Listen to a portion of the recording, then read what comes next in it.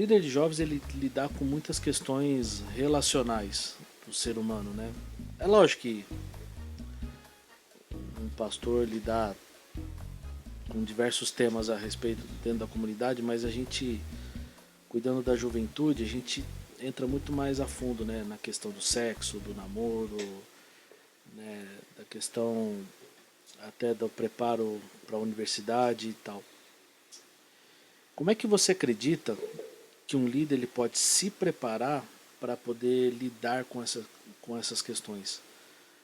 Muitos saem do seminário, fazem teologia, mas a gente também tem muita liderança de jovens que são leigos. Se tratando mais da vida de um líder de jovens, como ele pode se preparar para lidar com essas questões do ministério? Olha, não tem como você lidar com determinados assuntos sem que você estude a respeito. Uhum. Você pode não ter feito seminário, até porque no seminário a gente não aprende um monte de coisa. Uhum. Mas tem muito livro bom de como instruir o jovem, tem muito artigo bom. Então, assim, quando eu vou falar, quando alguém, cara, eu tô tentando aconselhar uma pessoa, eu passo material. Uhum. Estuda isso aqui, lê isso aqui, depois fala sobre isso. Uhum. Né? Então, assim, tem várias coisas que a gente também fez seminário, mas nós nos preparamos. Né? Até porque não fica tudo na nossa cabeça. Não. Então, várias vezes, nossa, eu já falei sobre isso, mas eu vou ter que estudar de novo. Uhum. Sabe? Então, por exemplo, quando eu sei que eu vou conversar com alguém de determinada coisa, eu vou me preparar de novo. E aí a gente acha muita coisa boa na internet, graças a Deus. Uhum. Né? Mas tem esse preparo, tem materiais, a gente passa materiais. Uhum. Até mesmo a pessoa que está lutando contra pecados, vícios, nós passamos literatura para elas lerem a respeito. Uhum. Né? Então, acho que vai na mesma linha. De preparo mesmo, você tem que estudar. Cara, vai lá e estuda isso aqui. Muitas vezes, quando eu não quero conversar sobre um assunto, eu dou um livro. Né? Eu já tive amigos pastores ou líderes de ministério que eu gostaria de falar a respeito de um assunto, mas eu orei, não sabia como chegar para conversar com essa pessoa e eu achei um livro, falei, um livro que eu já li assim, falei assim, cara, isso aqui é legal. Fui lá, comprei o livro, falei, ó, bom, lê isso aqui. E a resposta que vem, puxa vida, Tinha pensado nunca nisso, tinha tá? pensado nisso, né? Então, Não, já respondi também pro adolescente. Falo assim, cara, escuta essa mensagem aqui. uhum. Porque assim, eu posso te falar, escuta essa mensagem e a gente conversa. Uhum. Porque aí você vai ver, e aí? O que te saltou? É. E aí já vai cuidando das coisas. Porque aí eu ia falar, Uhum. aí ia saltar, falei, não, escuta isso aqui, É. vai te saltar a mente, aí a gente conversa. Na maioria das igrejas é uma realidade e um desafio criar líderes de jovens ou desenvolver alguém que seja capaz de assumir o ministério da juventude.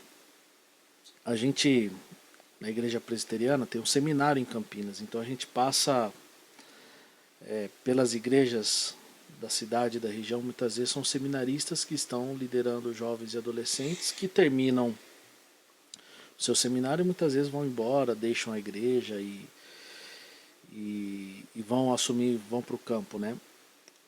E um grande desafio é não tratar o Ministério de Jovens como um estágio ao pastorado.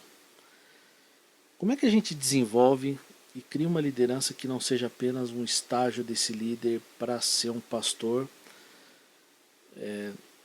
Mencionei um contexto, né, que muitas igrejas usam seminaristas no período de seminário para cuidar de jovens e adolescentes, mas da mesma maneira fica o desafio: como criar uma liderança que seja capaz de assumir, sem que seja um estágio, mas que seja plenamente apaixonado por aquilo que ela faz.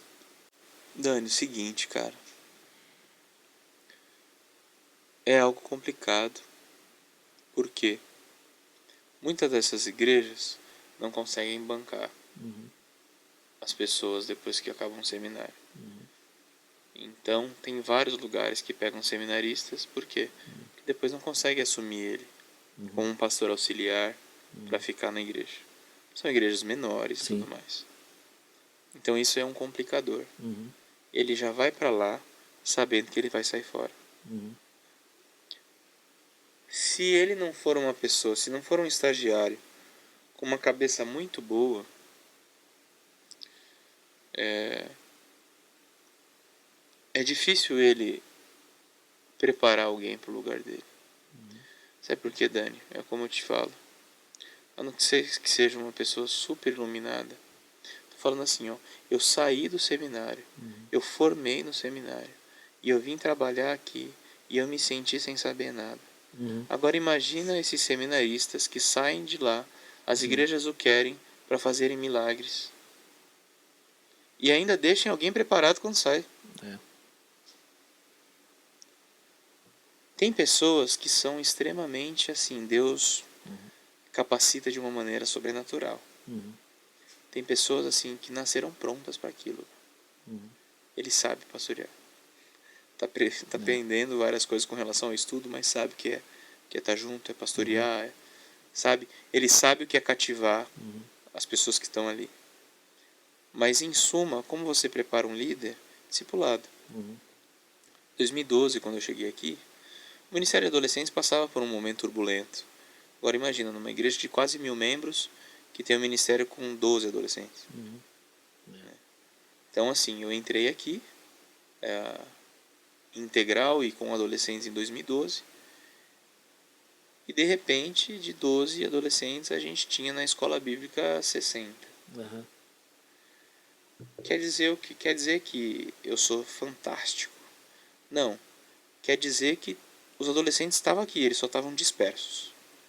Eu cheguei aqui, o que eu estava disposto a fazer?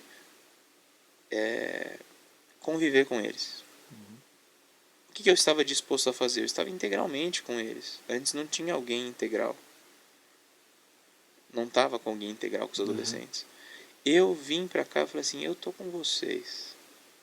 E eu sonhei com eles. E eu dei nome de ministério para eles. E aí eu caminhei com eles. E assim, quando eu olho as mensagens que eu pregava em 2012, eu falei, misericórdia. Como que eles estão vivos, tá ligado? É aí que a gente descobre como é a graça de Deus. Porque você olha pra trás e fala assim, eu nunca mais prego isso de novo. Por exemplo, eu fui ver assim, eu falei, poxa, tem um monte de coisa que eu já falei lá atrás, né? Deixa eu pegar algumas coisas aqui que eu falei lá atrás. Agora meu pai, não dá pra pegar nada, nada, misericórdia. Só que naquela época, cara, eu tava lá com eles, eu tava andando com eles estavam na minha casa o tempo todo. E eu tava com eles, e aí chegou num ponto que a gente tava com alguns discipuladores, mas ainda era muito pouco para o que a gente tinha de adolescente. Aí chegou um momento que eu e a minha esposa, em 2012, a gente discipulava 36 adolescentes. Esses 36 adolescentes hoje estão divididos na liderança de pré-adolescentes, adolescentes e jovens profissionais. Essa molecada lá atrás, que a gente discipulou lá em 2012. Então assim, vale a pena, mas é um caminho. Tem pessoas que não foram parte do meu discipulado, mas tiveram discipulado com pessoas boas em 2012 e hoje fazem parte de lideranças. Assim, discipulado é o caminho. Né? Eu, na pandemia eu não estava com jovens ainda, eu estava com os adolescentes. Eu estava tranquilo na pandemia, por quê? Na pandemia eu tinha 94 adolescentes em discipulado. Então assim, tudo bem que eles não estavam entrando na live, cara, eles estão em discipulado. Eles estão se encontrando com o discipulador. Teve gente que nunca ia no discipulado presencial. Aí de repente foi para online e começou a ir em todos. Por quê? Porque o pai não reclama de levar, porque, sabe? Então assim, eu falei, eu sei onde eles estão. O discipulado me dá tipo, eu sei onde eles estão. Quero achar fulano, discipulado. Qual é o discipulador dele? A gente chega nele, sabe? Então assim, e é muito gratificante, né, cara? Nesses últimos 2 anos eu fiz 22 casamentos. Toda a molecada lá que era meus adolescentes, tudo casando, fazendo família. E já tem, meu adolescente agora virou pai essa semana. Eu te peguei no colo. Cara, fantástico, sabe? Tipo, e eu chorei muito desses casamentos, né? Mais que os pais, velho. É gostoso ver esses frutos, né? A gente teve uma experiência de... A gente pegou um adolescente com 13 anos no ministério, caminhou com ele Esses domingos ele já não está mais na nossa igreja, mas ele mandou uma foto dele lá e tá pregando para os jovens de uma outra igreja. E eu falei, cara, vale a pena, né, cara? vale a pena, né? Um negócio lá atrás, 6 anos. Vale a pena o desgaste, vale a pena a madrugada. Quantos deles, cara, eu me alegro por estar... Porque eles pregam nos jovens hoje. Eles pegam escola bíblica dos adolescentes, dos jovens e cara, dão aulas. Que eu falo, cara, eu tô no chinelo pra essa aula desse nego aí, sabe? E é uma alegria de vê-los assim. É muito bom. Acredito que a base é sempre estar discipulado, né? Caminhar junto. Não tem outro segredo. É sempre colocar alguém, esteja do meu lado, né? É só você olhar para Jesus, né? É. Cara, Caminha comigo, mas não olha pra mim, olha pra quem. Sabe? Jesus ali, cara. E os caras fazendo umas papagaiadas. Eu falei, rapaz, eles estavam do lado de Jesus. Entendeu? Você vai ficar irritado, pode ser tipo, cara, os caras estão do lado de Jesus, velho. Tá fazendo aquelas coisas lá.